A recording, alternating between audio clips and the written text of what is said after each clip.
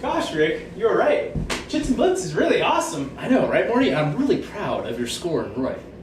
Thanks, Grandpa. You know, it just felt right marrying Scarlett Johansson and Temple Grandin. I'm proud of you, but don't go get a big head now, alright? Alright, Grandpa.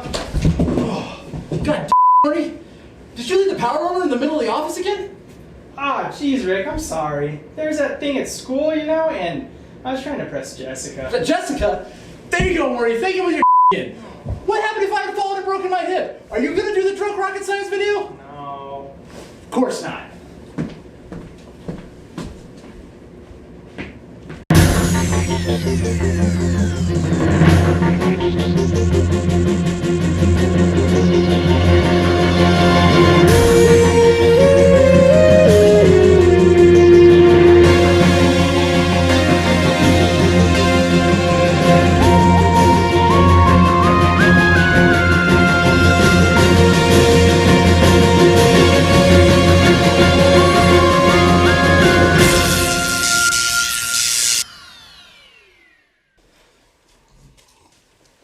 Welcome everybody to Drunk Rocket Science. This video is my attempt to make a video that gives you the equations you need to do rocket engineering. Now this is part one, might not be everything you need, but I'm hoping to give you the equations that you need to start doing rocket engineering by also attempting to give you an intuitive idea of how rockets work. That is a very large ask, but I'm gonna do my best. This is supposed to be like sort of in addition to the videos you've probably already seen from Scott Manley and Tim Dodd on how a little bit more detail-oriented than the upper-level stuff that they teach you, if that makes sense. So let's start with a quote. It's a great quote. Rockets are hard, but I think we can make them easier. And we're going to do that using the data that I got from this book. This is a very good book written in like the 70s. This is the original cover. Very good book. It's the book that I'm going to be referencing for most of this video. It's where I got most of the information for this. Not all of it, but most of it. Here's some units. I'm going to try to zoom in on some of these, and I'll also try to post them over the video so that you can kind of see what's going on. But there's those. And then these three equations are really all the same equation, but they're going to give you the force of thrust, which this is something, I'm designing rockets, and this is something I worked on for a while to figure out. Like, how do you figure out how much a rocket is going to push back? There's a few variables that is dependent on, and I'm going to run through them briefly, and then I'm going to draw a diagram of a rocket and try to explain this. I'm going to try to explain this in a intuitive way. The two main variables are m-dot, which is mass flow rate, and the velocity of the exhaust. This equation back here, I'm probably going to come back to in a little bit, but this actually goes to zero if the exhaust pressure that you're expelling out matches the pressure of the atmosphere, or whatever you're exhausting into. Obviously in a vacuum you can't go to zero atmosphere, so this does become something when you get a little deeper into rockets, but we're going to ignore it for now for the most part. So this is the equation for m-dot, and this is the equation for velocity. So I'm just going to go through briefly the variables that this is dependent on. So area of the throat is, I'm going to go ahead and draw a quick outline of a rocket nozzle here real quick.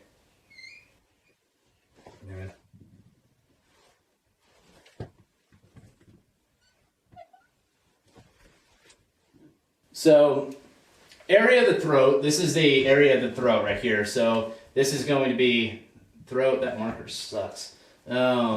This right here is the throat. This is the smallest diameter. My gosh. That's the throat. So the area of the smallest diameter is the throat, and the Mach number there equals 1. So the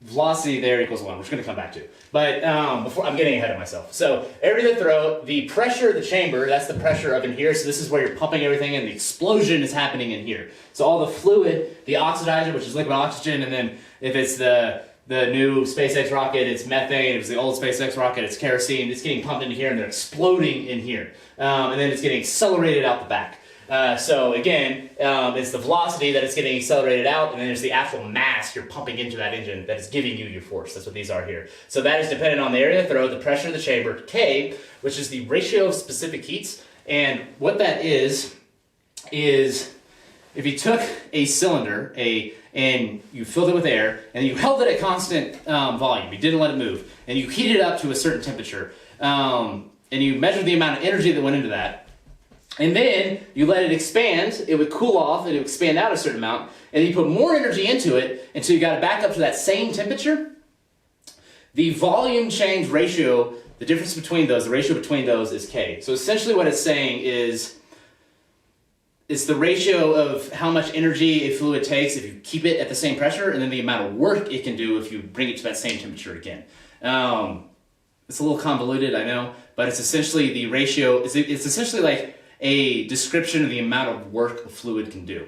So that's what K is, and then you have R, which is just your noble gas constant. You remember that from high school chemistry, Asian Morty. Which is actually a pretty interesting thing because it's joules per kilogram Kelvin. So essentially what that means is the amount of energy per unit mass at a given temperature. So it's essentially the amount of free energy that is in a fluid.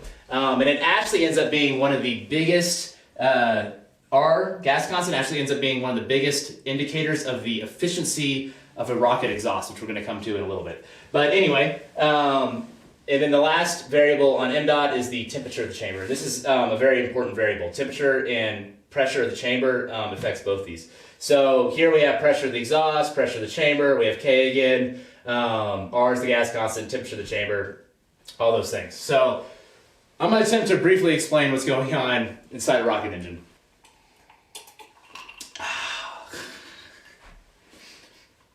Yeah, I'm definitely, this isn't water. All right, so this is the rocket engine over here. So what happens when a rocket engine fires is you generate a whole bunch of potential energy in the combustion chamber. It's very hot and very high pressure in here. So if we draw an axis here, this marker is terrible.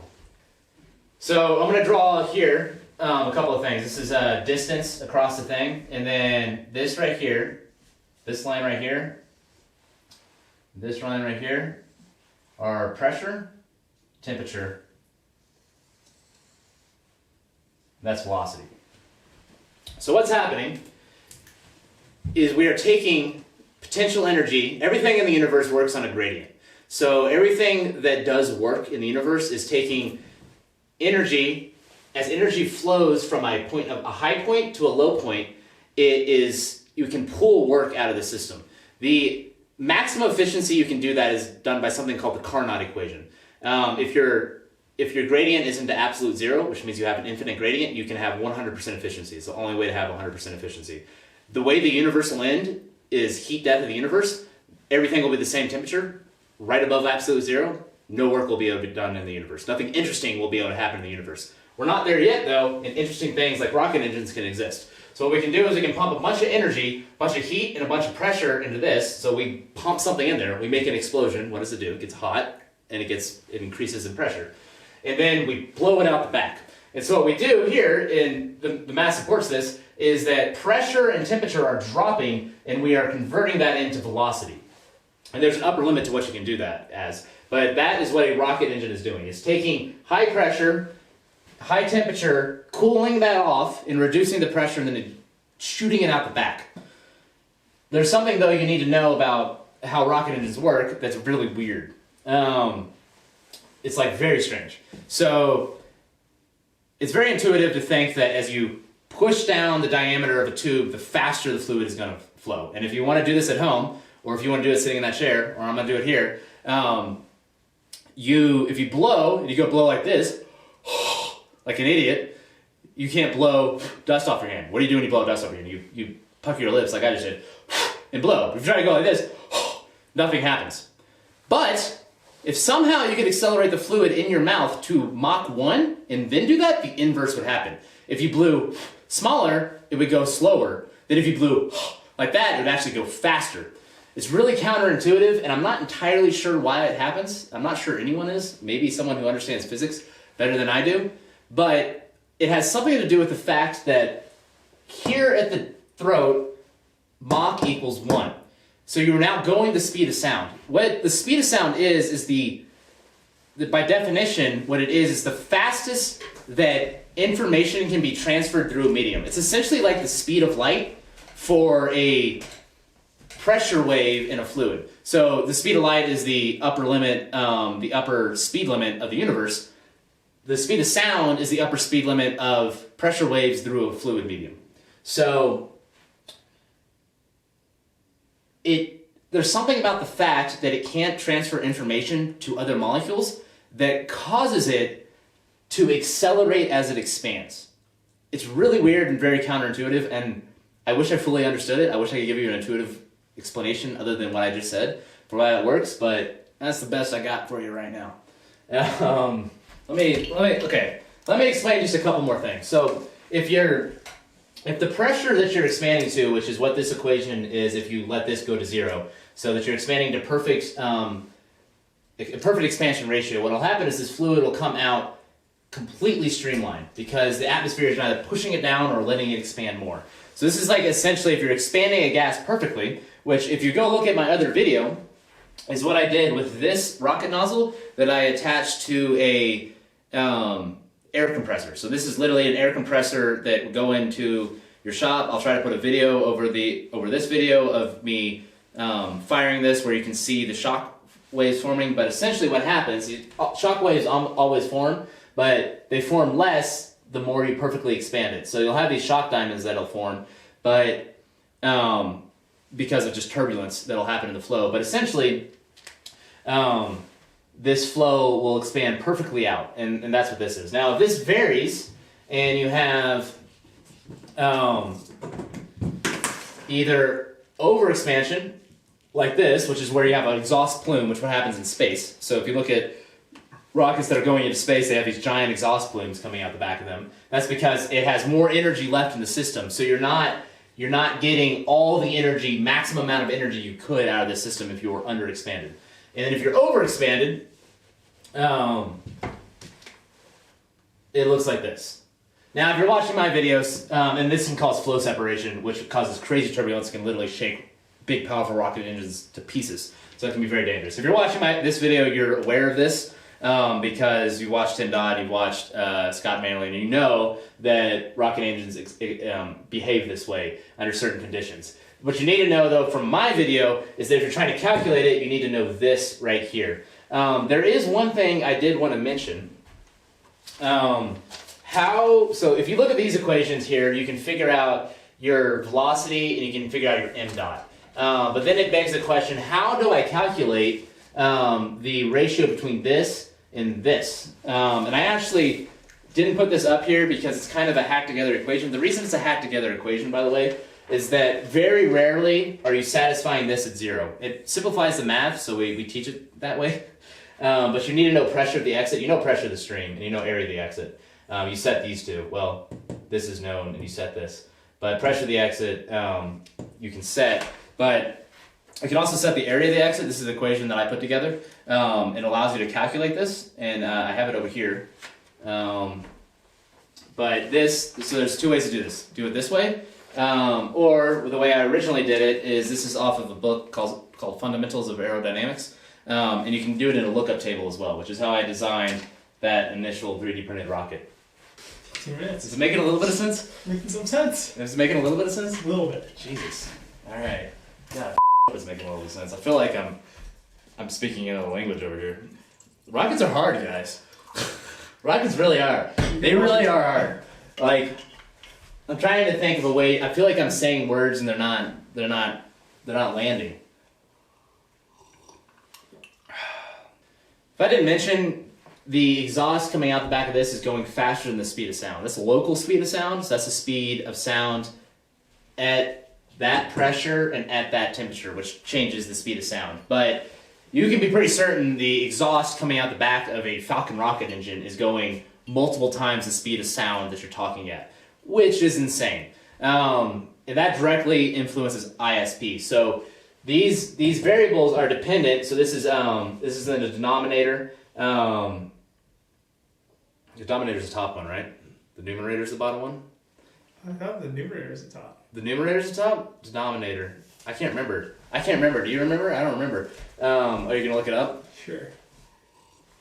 This is a great drunk rocket science video. I really like this. Numerator is the top. Numerator is the top. This is gonna be really fun to edit. Me drunk as and explain how rockets work. It's gonna be fun. All right, we're just gonna move along. I hope that made some sense. If I find anything more intuitive to say about this, I'll let you know. It really, I think, for me, the thing that's been like the biggest. I'm gonna come back to this. Don't look at it yet. To me, the thing that's been the biggest thing to help me understand this is there's a fundamental change in the way fluids behave when they start going the speed of sound. And it's very weird, but I think it's more intuitive than some of the other explanations of how rockets work. There's something about the fact that now that you're forcing this fluid to move at the speed of sound that it entirely inverts how it behaves, which I just find bananas. I'm gonna check something really quick. And I just find the fact that fluids change, it's almost like some continuity breaking or something like that, where like when something's moving that fast, it just forgets about everything around it and just wants to accelerate away from itself. It's very weird. I don't know. It's very odd. And actually, the amount of thrust that you get by putting an expander section on your nozzle is actually very small. If you look at the engines on like fighter jets for the military, they just compress them down to Mach 1. They don't even bother to put an expanding section on it because the amount of efficiency that you're getting, the amount of force of thrust from this going Mach 1 versus Mach 2 is like a very small change in the amount of force you're getting. But that's not true for MDOT. If you have a lot more flow going out, you're going to have a lot more thrust. But velocity between Mach 1 and Mach 2 is actually pretty small. It's nonlinear, I think. It's weird. All right, let's now we've done the hard stuff, and you have these equations on here, and I hope they make a little bit of sense. We're going to look at some stuff on the computer as well, but those are the equations. Now we're going to talk about ISP. So this is the efficiency of an engine. It's the efficiency of the engine. It's given in, the unit of it is in seconds. That's because you are dividing by the gravitational constant. That's because when they invented this stuff, it was being built in the USSR and in America, so they wanted to be able to go back and forth between multiple units, so they put it in just in seconds. That's why they did it. So if all these units equal up, this is given in seconds, and then if you do it in metric or standard, it doesn't matter. But anyway, take the force of thrust, which we just figured out. It's an important thing. This kind of all ties together, hopefully. And then you have m dot down here, which we can also calculate because we have that down there. And then we take it and multiply that by the gravitational constant. That gives us ISP. So what are we looking at with that? This should be fairly intuitive. The more force you have, the greater your ISP. The more mass going out the back, the lower your ISP. That should make sense. The more force you can produce per given unit mass, the more efficient you are. So what you want to do is you want to get, if I'm making a rocket, the amount of stuff I can stuff into the rocket in order to shoot out the back is finite. It's a finite amount of material I can carry with me to shoot out the back. So therefore, the more thrust I can produce for a given amount of mass, the more efficient I am, right? I mean, that makes sense, right? Right? I mean, so I have a tanker.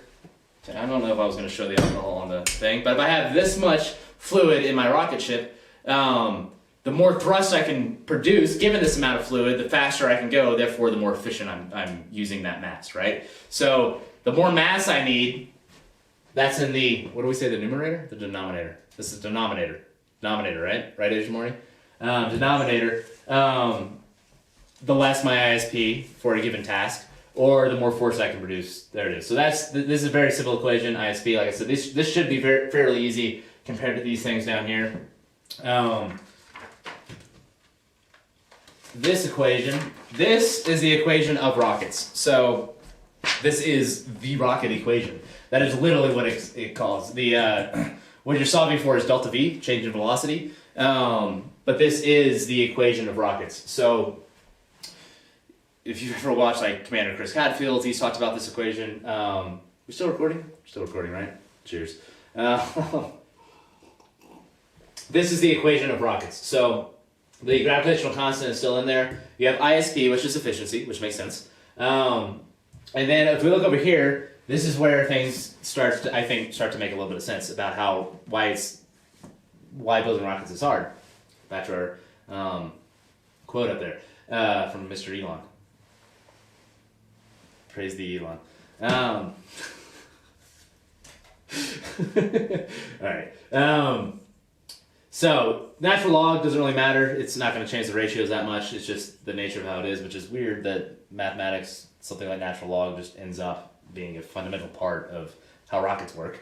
Anyway, mass wet versus mass dry. So obviously we have the efficiency. That's a huge part of how rockets get to space. But the other thing is what these two numbers are saying is, how can you build a rocket that has the most mass of propellant, fuel and oxidizer, and the least mass of rocket, which means structure of the rocket, payload, tanks, all that stuff. We want to lower the mass of that as much as possible so that the total mass of the rocket, that it is when it's completely full, we can convert as much of that into force in order to change the velocity that we can. And that's the delta V, that's the change in velocity. And that is why it is so hard to get rockets to space. And I forgot to do my thingies. I forgot to do my thingies. My spreadsheets. I forgot to do my spreadsheets. So now I'm going to switch over. I'm going to do this. OBS. Yeah, screen capture, right? Start recording. Is that more interesting than the rockets? It's super interesting. Is what I'm saying making any sense? You can watch tomorrow and decide for yourself. Well, I'm asking you right now. Some of it makes sense. I mean, is it like kind of making sense how rockets work? Kind of makes sense. There's some gaps. What kind of gaps are there? All the gaps that you mentioned. Which ones? Weird things happen at the speed of sound. Well, yeah, I don't know that one. Name another gap. Okay. Gaps. If I knew the answer to that gap, I would have explained it. Why natural log comes into the equation? That I don't know either. What about these equations? Do these equations make any sense? I can't really see them that well. Well, they've got a lot of square roots in them. Yeah, you didn't explain that. I don't know it. A lot of things always. I'm an engineer. I'm curious if this will make it into the video or not while I'm editing it or not. I don't know. I don't know why there's square roots in there. I'm not a Well, I want to know. I don't understand. I'm trying to. You want to know? I don't understand it. I don't know how these were derived. This may be good for people to hear. I don't really know how these were derived. My goal is can I make a rocket that I can calculate the amount of thrust? This is Werner von Braun. This is the Nazis that made this, by the way.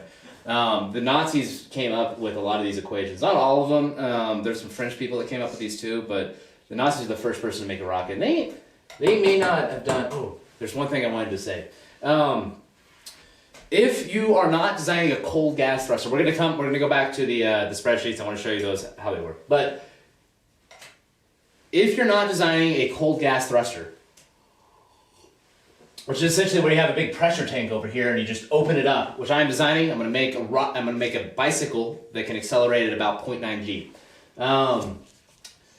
If you're not just opening this up and letting the exhaust just run out the back as fast as it can, in which case you would need the back term on this to actually calculate the thrust, but then also your pressure and your temperature is all varying very, very rapidly because it's a pressure pulse, not a full thing. If you're not doing that, the goal of what you're trying to do if you're doing a pressure-fed rocket engine, the main things you need to know, which if you want another video on this, let me know in the comments below because this is kind of esoteric, and I'd love to hear from you if you're a big fan of this. But what you need to do is you need to stabilize the combustion in here, right? If you just have this entire thing open to fuel and oxidizer, you pump it in there, and then you would extinguish your fire because it would put it out, it would extinguish it, and then maybe it mix together and turn into a high explosive and explode. So what you need to do, if you just have a big tank over here full of oxidizer and a big tank over here full of fuel, and then you're just pushing them in there with atmospheric pressure, and just pushing them in there. What you need to do is the equations you need, and I know the equations, I have calculated them, it's not a part of this video, but essentially you have orifices here, and based on the orifices, you stabilize the mass flow rate through the throat to the mass flow rate through the orifices, and you balance those two things so that you are essentially keeping a stable temperature and pressure inside this. This temperature is controlled by the mixture ratio of the fuel and oxidizer. If you mix them at the adiabatic flame temperature, which is if you mix them 1-to-1 where they are completely annihilating themselves in combustion, you will actually almost certainly melt the outside of your rocket. And what they do is they actually pump in the fuel usually here, and it flows up the outside and then comes in, so it's wicking away heat as it goes. And that heat actually goes back into the engine, which means it's adiabatic. Adiabatic means no temperature is leaving the system. That's a fundamental assumption of an ideal rocket. The other fundamental assumption of an ideal rocket is isentropic, which means that you're not having any non-laminar flows through the system. So laminar flows is flows that are very streamlined, and non-laminar flows are flows that are turbulent and that are vorticing. They're making all kinds of swirly patterns. And if that happens inside of a rocket engine, if there's like a bump on this, if there's like a weld splatter, let's say you made a rocket and you welded it together and you had a weld splatter on this, and then your streamlined flow was hitting this, it would come here and then it would curl underneath this and actually pull heat out of the system. So it actually would heat up. You'd have local heating, and then you burn through this, and then everyone would die because it exploded. So you have to have the rocket be very smooth through the inside. Did I talk about this? The smoothness in this part before we stopped it? Okay, let me talk about this really quick. Because I want to talk about this. The shape of how you make one of these rocket nozzles is, I do it via intuition because I've looked at a lot of rocket nozzles. Which you might be thinking, oh, that sounds hard to do. It's really not that hard to do. I thought it was hard to do. I didn't understand it. I did a lot of research, like trying to figure out how do you shape a rocket nozzle. Because I'm actually trying to build rockets. So I'm like, how do I actually go through and build?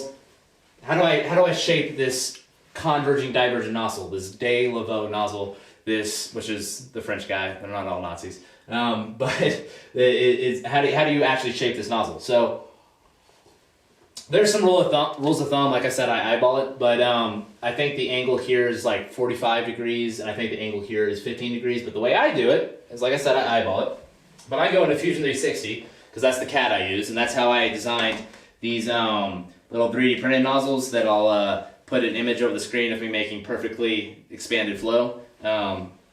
But here's the supersonic one. But what happens is, ooh, I just thought of something else I can say to give you a little bit of intuition about how this works. So we have a certain pressure. Maybe I shouldn't have done this drunk. That might have been a better way to do this. I may have made totally more sense if I didn't do this completely. Face. But cheers. So pressure and temperature in here, right? If I compress this down and I hit Mach 1 at the throat, there's still energy left in that system, right? I can get more energy out of the system. That's why I want to have the diverging section. But if I increase the pressure here, it would make more sense that I can expand it further. So if I had like here, this may be like a very slight line. That may be like 3 atmospheres of difference between my pressure and here. It's mostly pressure that matters. Temperature matters too, but mostly pressure. And pressure is what sets the expansion ratio. Doesn't set the velocity necessarily, but it sets the expansion ratio. So if I have like 3 atmospheres in here versus 1 atmosphere out here, I have a very small one. But let's say I'm SpaceX and I'm flexing like a big old dick. I'm gonna make a compression chamber that has 300 bar, which is like, I don't know what that is in PSI. I think it's like 2,000 PSI, 1,000 PSI. Very high chamber pressure. It's like really high. Their nozzle is gonna look like this. It's gonna come out like, well, it's not gonna look like that. It's gonna look like that. It's gonna come out, it's gonna have a huge expansion, which makes sense intuitively, right? If I have a lot higher pressure in here, I'm gonna have a lot a lot more energy left in the system after I accelerate it to Mach 1. So I can accelerate it a lot further. I can expand it out. The more it expands, the faster it goes. Now you can't just expand forever if you're in atmosphere because you'll have flow separation. So if I'm at 1 atmosphere, the flow will break off, and then you'll have these oscillations that occur inside the rocket and literally shake the rocket to pieces and break it to pieces. But it makes more sense that if you have more pressure in here, you can expand this out further. You can get a higher velocity. If you get a higher velocity, you can get a higher force for a given mass flow rate, because mass flow rate does not change. Mass flow rate is fixed by the throat. Because it's moving the speed of sound, it cannot transfer energy information, excuse me. There's physics of information. Information is something that's very important in physics. You can't transfer information upstream because you are moving at Mach 1. It does not care what's happening out here, right? It doesn't know what's happening back there. So by expanding it out further, the mass flow rate is going to be fixed, but the speed is going to increase, which is going to increase the force, which is going to increase the ISP. So you're going to get a higher efficiency if you have higher combustion pressures. So one of the big things that SpaceX is trying to do with their new Raptor engine is trying to get the chamber pressure as high as possible. They have one of the highest chamber pressures of any rocket ever engineered and manufactured. It's insane. It's like I said, 300 bar. I think it's like over 1,000 psi. It's very, very high. It's bananas. And it's like very, very, very high temperature in there, which also increases efficiency. All right, so let's go over here and take a little look at this. So this is just kind of how I like to do equations. I like to set them up in, I don't actually like to do, I don't do this for myself, I'm doing this for you guys. I like to put my equations into Excel, and then I can mess with variables and do things. So, so here's my mass flow rate, which I am solving using this here equation. This is for this rocket nozzle that I developed in the last video. If you watched it, all 126 of you, or whatever the don't watch that. There's the this is that. So I had a 0.08 inch diameter throat. The chamber pressure was 90 psi. That's the gas constant of air. 1.4 is the ratio of specific heats, which is pretty much the ratio of specific heats for any gas. That doesn't change very much. Chamber pressure, which is like 70 degrees Fahrenheit. Nice day out. And then these are my conversions. So those are the two equations for that. And then you see the specific impulse is pretty low on that. So then what I did here is I tried to take the RS1 engine, which is the RS25 engine, excuse me. Been drinking. This is the RS25 engine, very beautiful engine. This is the main shuttle engine. I tried to take it, and these numbers aren't right. I know these numbers are right. Comment down below and tell me these numbers are right. I don't care. I kind of guessed, but I tried to represent kind of what this thing is doing. So this is where I wanted to come back, and I wanted to talk about gas constants, because that's one of the big reasons this engine is so efficient. So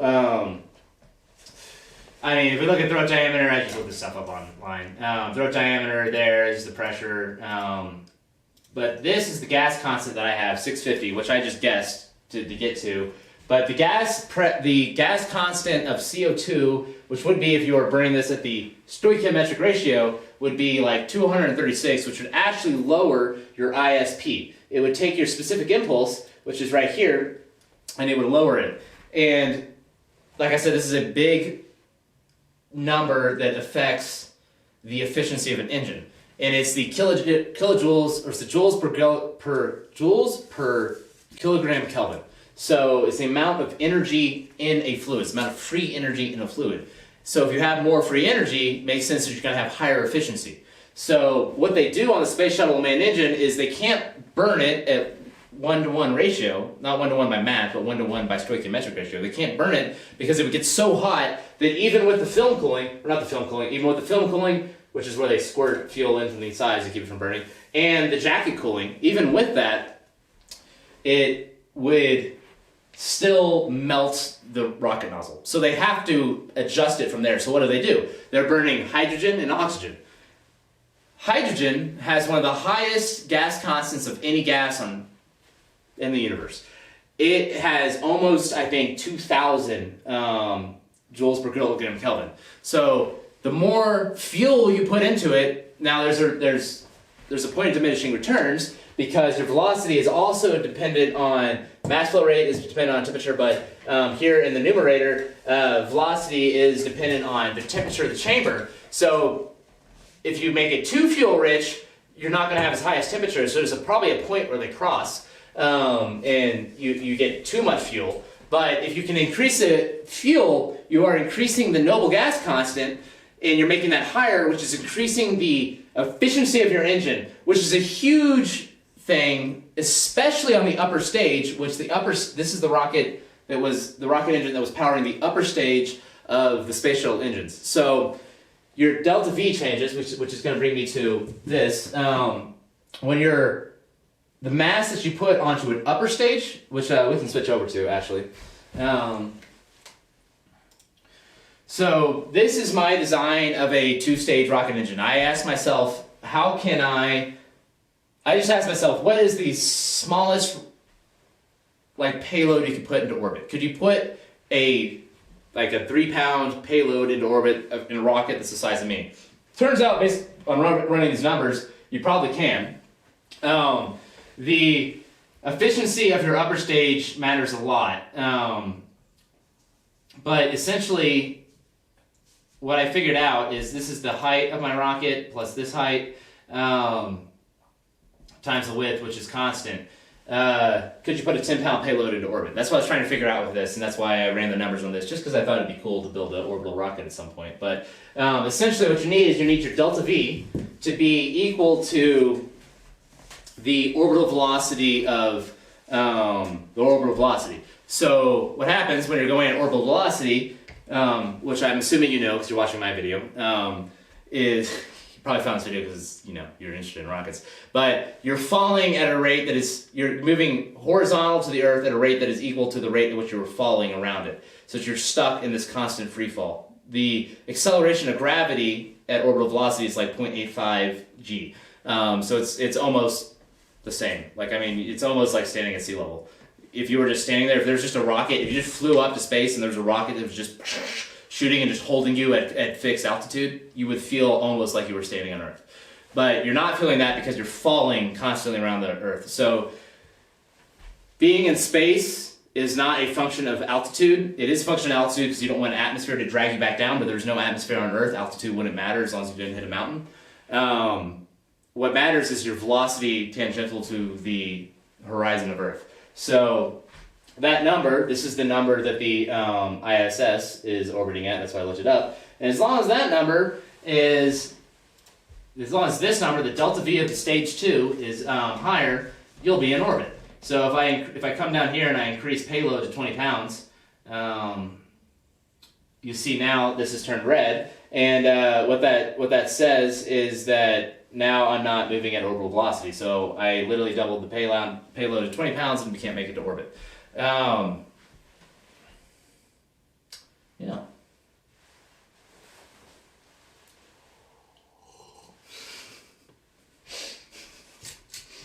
One thing you might be wondering as I pour myself another drink, is it feasible actually to build a rocket this size? And this is the reason I ran these numbers, is because I was just curious.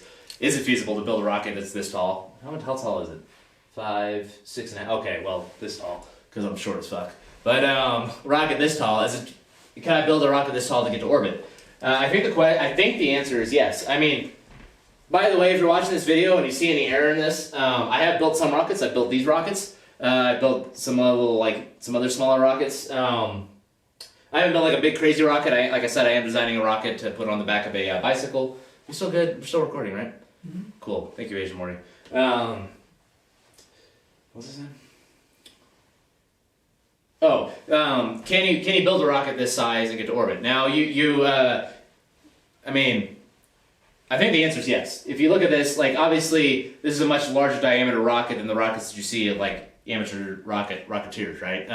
They make much narrower rockets. So when you have a rocket this wide, it's because it has a lot of fuel it's a lot of fuel. You need a lot of fuel to get to that. But I think it's actually doable. And one thing I would like to do is, what's the minimal viable orbit? what's the smallest object you could put into space and still have it get into space and be able to sense that it's in space. And that's kind of why I ran these numbers, and I wanted to check myself based on like the mass of the hole, mass of the rockets, mass of all this stuff. Am I being realistic in my appraisal, the ratio of the mass of the rocket, the mass of the dry mass versus the wet mass, which is the rocket equation? Am I being reasonable to assume that I could actually get to orbit with that? And so I looked up the numbers of the Falcon 9. The Falcon 9 being SpaceX's rocket. And so here, if you look here, here's the ratio of their lower stage, which is 5.5% of dry to wet, and then the ratio of mine, which is higher, which is good. Right. So it's good because it means that I can be less efficient than SpaceX and still get to orbit here. And then if we look at the second stage, so the reason you have two stages is because you have one rocket shoot the rocket up and get it moving pretty fast, and then it breaks away and loses all that dry mass. Boom, now your payload is different, and then that rocket fires off, and then it's, because it's smaller, has a lower dry mass. So that's why you have two stages. You literally can't, it's almost impossible to get to orbit with one stage. But then here it is for SpaceX, and my numbers are noisy and not right, obviously, but this is just running numbers. Theirs is 4%, which is more efficient because, like I said, you have a higher return on investment by making your upper stage more efficient than your lower stage, which is why theirs is 4%, but mine is actually even higher, which is wrong. But 5.99, almost 6% there. So that tells me that I can be a decent amount less efficient. I'm saying me. I don't know, maybe I'll do this. Maybe someone else will do this. But if someone wanted to build a rocket this tall, they can be less efficient than SpaceX, and they should be able to reach orbit. I feel like that's a good place to end this. I mean, that's a cool idea, right? We can maybe, some human can potentially reach orbit this height. I do think it's doable. I think the numbers are right. Like I said, I'm sort of a rocket scientist, not really. I'm not a rocket scientist. I'm not inventing new things. I'm trying to do my best to understand what great minds that have come before us. I'm trying to understand what they've already figured out, and I'm trying to use it to engineer rockets because I don't think they are hard. Elon's right. Rockets are very hard. It took me a long time to do this, and I feel like, unfortunately, I haven't done quite as much justice to this as I wanted to. It's hard. This is a hard subject to tackle, and that being said, that they are hard, I'm not sure they are quite as impossible to understand as people make them out to be. And my hope is that someone who has gone through high school physics and high school chemistry can look at this and kind of understand what I'm saying. I mean, these equations are convoluted, yes, on thrust, but they're not that bad. So I'm hoping that if you watch this, you'll get a little bit better idea and make this slightly less true. And I mean, I guess that's the main point of my video, is just to try to make this a little bit easier to understand, and then also maybe give you a little hope that maybe we can do something crazy, like, I don't know, put a rocket into orbit. I have much more short-term goals than that, but I don't know. Thank you for watching. www.rickandmorty.com. Thank you for watching. You guys are great. I love you, and I'll see you for part 2 if that ever happens. I'm not sure. Bye, guys.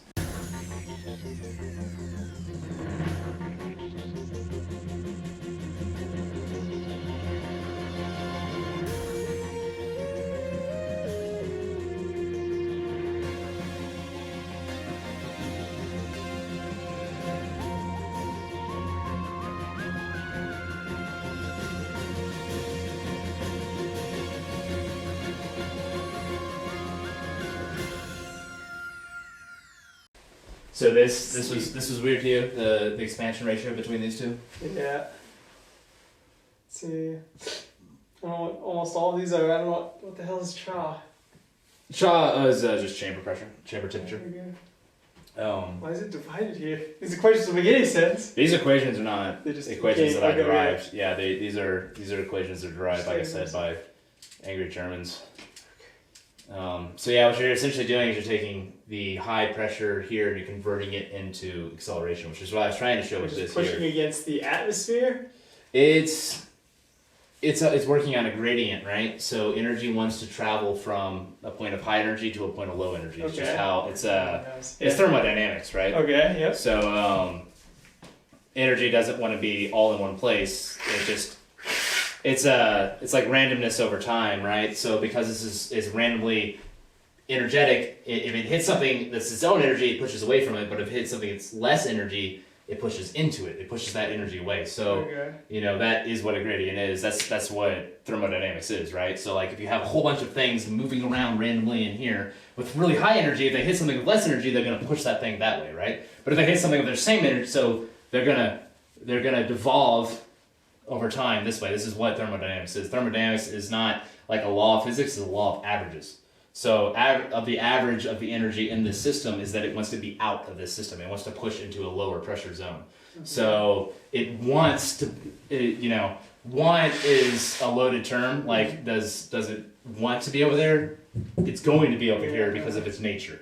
Yeah. So what we can do is we can accelerate it as it wants to go. We can pull work out of the system, which is like what I was talking about with heat death. We can't pull any more work out of the system. That's how the universe dies. Mm-hmm. So we can accelerate it as it does this. And so this is Bernoulli's principles is non-compressible flow, which actually doesn't apply here quantitatively, but it does apply here qualitatively. So as it compresses down, it increases in velocity, but then this is completely against Bernoulli's principles, which is like the fundamentals of like fluid dynamics. It's like the father of fluid dynamics.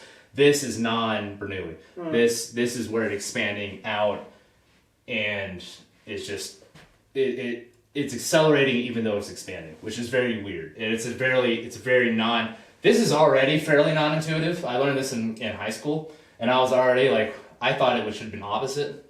I was like, I don't get it, but it's going faster when it gets constricted, right? Yeah, it's going faster when it gets constricted, which makes sense from like that point. That's like the best analogy I can, because everyone knows that. But if it's expanding out, that doesn't make this doesn't even really make that much sense. But then this really doesn't make any sense. You know what I'm saying? Like, so the fact that you're confused in my explanation, I'm confused in my explanation about this. So, I don't really. There's some gaps that need to be filled in somewhere. Yeah, I mean, I would love to make it. I would love to make it a video in the future if I ever figure this out. I'm not sure I know how to figure this out. Like, I mean, this is such a weird. It's a weird phenomenon. It's very strange. There's got to be some way to understand it. There's got to be. I mean, I would like to figure it out at some point. But yeah. No, I mean, there's some gaps that I need to understand a little bit more. I'm not sure I don't know enough either, but yeah. This particular one that you're which is actually, if that's the only thing you're hung up on, bodes well for this video, because that's the only thing that I'm hung up on. So if you understood everything else, then I mean, you understand that the M dot is controlled by like the size of the nozzle. Okay. You get the size of the throat. You get that, right? Yeah. And velocity is the expansion of this. You kind of get that, yeah. Kind of. Like the velocity. This is Mach 1, and this accelerates it past Mach 1. So the velocity is set by the ratio here. Okay, so it's faster than Mach 1. Yeah. Okay. Once it's spinning out. Okay, accelerating. Yeah, and that's this equation down here. And the size that you can accelerate this to is dependent on the amount of available energy, which is the pressure of this. Okay. So the pressure of this dictates how much you can expand this out. Okay. Yeah. And that makes sense. The velocity of this is related to the ISP on the force, but it's not the only variable that's related to this. One of the main variables that controls this is the gas constant, which is what I was talking about with the hydrogen fuel being the R25 running fuel rich. It has a much higher gas constant, which is literally, I think, free energy. I think this is what this is the amount of free energy left in the system. So the non-binding energy of the protons, like the amount of energy that the system can give up with while remaining hydrogen. I'm pretty sure which makes sense, actually, now that I think about it, because it is the most fundamental element.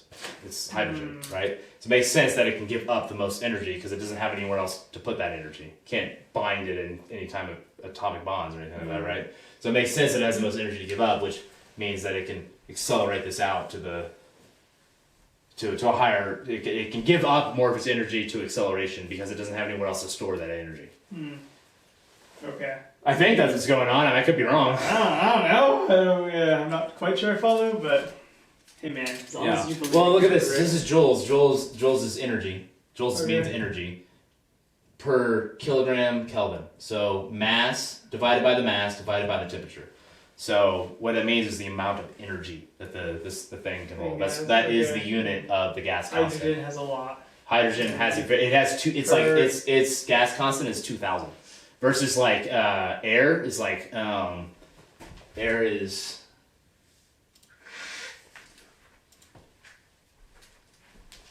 Air is 287. Are we still recording? I don't know. Let's see. Yes. Cool. All right, Grandpa. Yeah, air is 287. So that's like 10 times more. no, it's more than 10 times more, right? 2,000. No, yeah, 4,000. So it's like 20 times more. You said 4,000? I think it's four. Wait, is it? I think no, you said 2,000 before and then 4,000. So I don't know. One of the two. it's one of those two. Okay. It's quite a bit more, whatever It's it an is. order of magnitude. Yeah, Okay. it's quite a bit more, whatever it is. Cool. Yeah, it's weird. It's weird. So if you look at my rocket engine, like this one right here, it comes out perfectly. I mean, it's perfect. Which I was so excited. I was like, it was hard for me to explain my excitement when I saw the image that I got because I looked at the shock diamond pattern versus my rocket. That tiny little rocket that I'm running on an air compressor in my garage had the exact same shock diamond pattern as the SpaceX rockets. And I was like, oh my God, I finally figured out something about rockets. I finally understand something about rockets. And then I should mention this in the video. I feel like this entire conversation here is going to be the post-credits scene on our video. Maybe I'll cut it together. I don't know. We'll see what happens. But Bogdan from the Hacksmith, he helped me figure out the thrust that I was producing, so I know these numbers are right. Because we measured the thrust that this was being produced.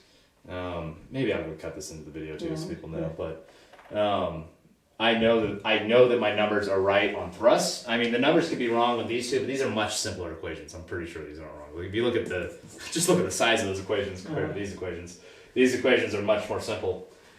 And these are all the same equation.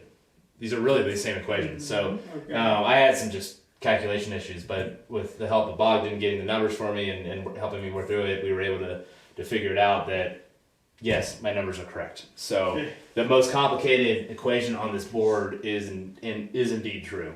So that's cool. Cool. Yeah. Do you kind of feel like you can have an understanding how rockets work now? A little bit. A little bit? More than before? A little bit more than before. Oh, more than before. More than before. If you gain something and then lose knowledge. Yeah, I did that once in school. Lose knowledge. Oh, yeah. God.